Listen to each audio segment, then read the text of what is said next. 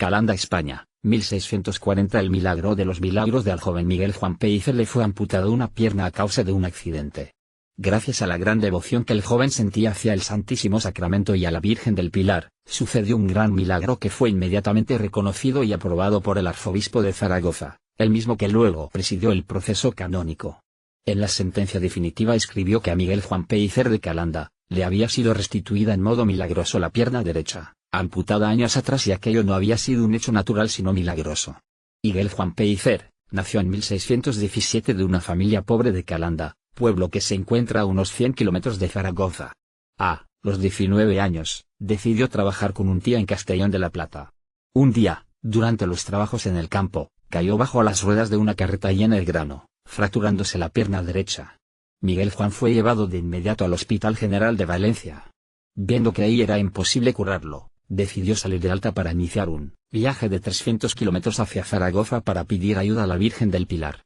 Caminó ayudándose de las muletas, apoyando a una madera la rodilla de la pierna fracturada que ya estaba infectada. Llegó exhausto y con fiebre a Zaragoza en el mes de octubre de 1637. Allí se arrastró hasta el santuario del Pilar, donde se confesó y recibió la Eucaristía. Luego fue internado en el Real Hospital de Gracia. Viendo el estado de la gangrena, los médicos concluyeron que el único modo para salvarle la vida sería amputándole la pierna. El miembro fue cortado con serrucho y escalpelo 4 dedos bajo la rodilla y cauterizado con fierro candente. Un joven practicante, Juan Lorenzo García, recogió el miembro amputado y lo enterró en el cementerio anexo al hospital. Desde ese momento, Miguel Juan tuvo que mendigar en el santuario de la Virgen del Pilar para poder sobrevivir. Todas las mañanas estaba presente en la misa y rezaba con fervor delante del Santísimo Sacramento. Solía untar la pierna mutilada con el aceite de la lámpara del tabernáculo. Luego de más de 3 años de ausencia, decidió regresar a la propia familia, donde fue acogido con afecto. En marzo de 1640, después de una vigilia en honor a la Virgen, Miguel Juan se sintió muy cansado. Decidió retirarse antes de lo acostumbrado y, como siempre, untó la zona amputada de la pierna derecha con el aceite de la lámpara del Santísimo Sacramento que había tomado del santuario de la Virgen del Pilar. Cuando la madre se acercó para ver si el hijo estaba bien, descubrió que sobresalían de las frazadas, no un pie sino 2. Miguel Juan había recuperado milagrosamente el miembro que había sido enterrado 3 años atrás por el practicante García. Según los testimonios de los presentes y del proceso canónico, la pierna estaba como muerta, más pequeña y con masas musculares más reducidas. Pero estaba perfectamente viva y permitía caminar. M. 2006, edición y San Clemente. Según se cuenta, la capilla primitiva del santuario habría sido construida por el apóstol Santiago el Mayor hacia el año 40, en recuerdo de la prodigiosa venida de la Virgen de Jerusalén a Zaragoza para confortar al apóstol que se encontraba desilusionado por los resultados negativos de su predicación.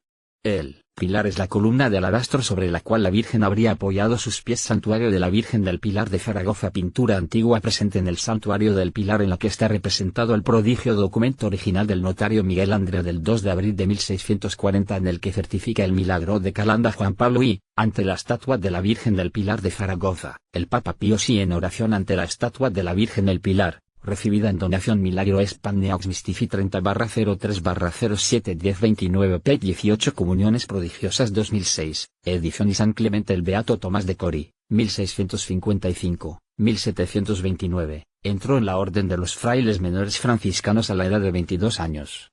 Vivió en el convento de la Santísima Trinidad de Orvieto y asumió el nombre de Fray Tomás. Su apostolado se distinguió por la práctica ejemplar de las virtudes cristianas.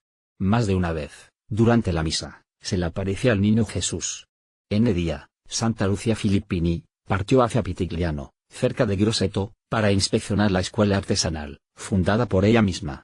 En el camino, se detuvo en la iglesia de los padres franciscanos para asistir a la Santa Misa. Era tan grande el deseo de recibir a Jesús a Eucaristía que el Señor la quiso premiar con un milagro.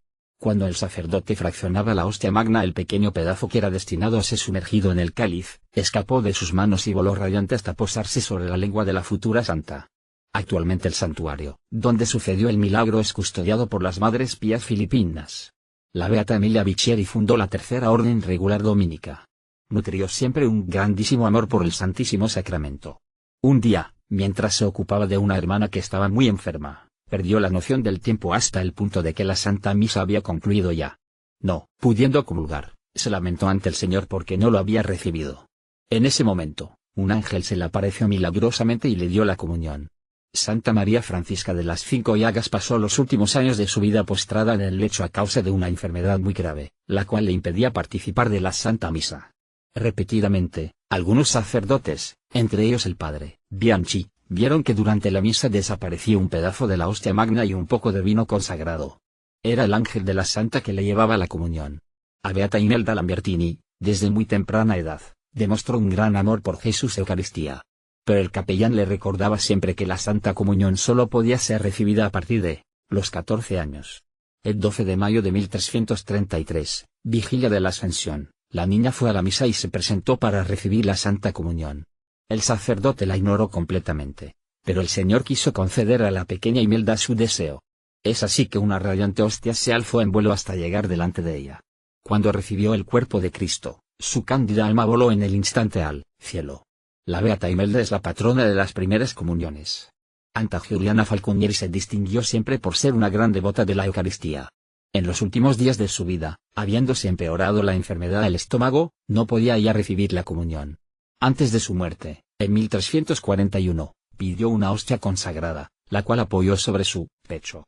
Mientras recitaba una oración, la hostia desapareció dejando en cambio una huella de color morado, como si se hubiera impreso. Fue beatificada en 1678 y canonizada en 1737. En los tiempos de San Gerardo Mayaya, se era aún demasiado pequeño para recibir la Eucaristía a la edad de 8 años.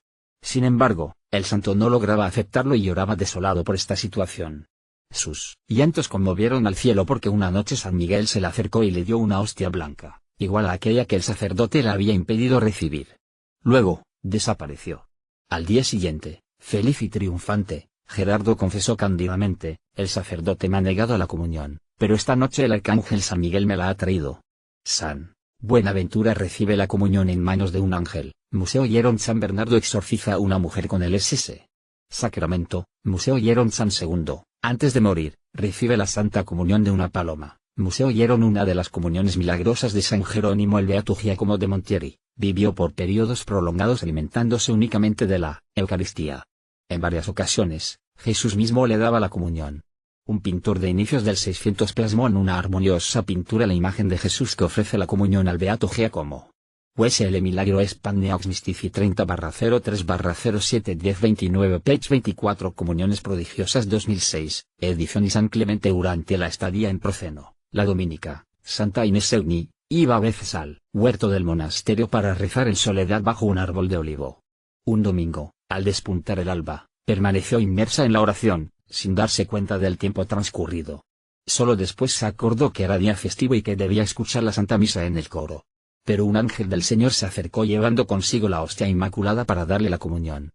Este hecho se repitió sucesivamente. El biógrafo de Santa Clara de Montefalco testimonió en los actos del proceso de canonización que un día, Clara se acercó a la comunión sin la capa. La hermana Giovanna le llamó duramente la atención, diciéndole: vete, no quiero que comulgues. Escuchando estas palabras, Clara se dio cuenta que estaba sin la capa y sintió un grandísimo dolor. Regresando a su celda, lloró amargamente. Y, mientras estaba bañada en lágrimas y rezando, Cristo se apareció ante ella y luego de darle un beso, le dio la comunión, dejándola profundamente consolada. La beata Ángela de Foligno narró que una vez vio a Cristo en la hostia, con el rostro joven pero también, grande y majestuoso, parecido a un rey. Parecía que, sentado en el trono, tuviese en la mano algo que fuese como un signo de mandato. Entonces, cuando los otros se pusieron de rodillas, yo no lo hice. No sé bien si corrí hacia el altar o si no me pude mover por el gusto y la contemplación. Probé, luego, una gran tristeza porque el sacerdote depuso demasiado rápido la hostia sobre el altar.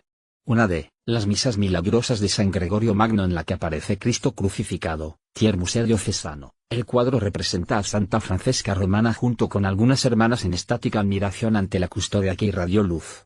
Pordenone, Museo Cívico de Arte, la gran mística, Teresa de Ávila, gozaba de frecuentes visiones celestiales durante la Santa Misa de L. Milagro Spagneaux Mystici 30/03/07-1029 page 25.